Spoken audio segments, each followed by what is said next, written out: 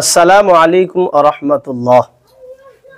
হযরত আব্দুল্লাহ ইবনে আব্বাস রাদিয়াল্লাহু তাআলা আনহুমা থেকে বর্ণিত, প্রিয় নবী সাল্লাল্লাহু আলাইহি ওয়াসাল্লাম হযরতে হাসান এবং হুসাইন রাদিয়াল্লাহু তাআলা আনহুমায়ের জন্য আউযু বিকালিমাতিল্লাহি তাম্মাহ মিন কুল্লি শাইতানির ওয়া হাম্মাহ ওয়া মিন কুল্লি আইনিল লাম্মাহ এই দোয়া পড়ে পানা চাইতেন এবং বলতেন, হযরতে ইব্রাহিম আলাইহিসসালাতু ওয়াসসালাম, হযরতে ইসমাঈল এবং ইসহাক আলাইহিমাসসালাম এনাদের জন্য এই দোয়া পড়ে পানা চাইতেন।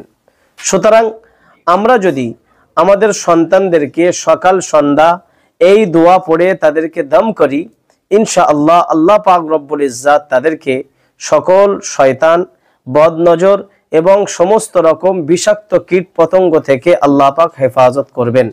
হাদিসটি বর্ণিত হয়েছে সহিহ বুখারীর 3371 নম্বর রিওয়ায়াত হিসেবে।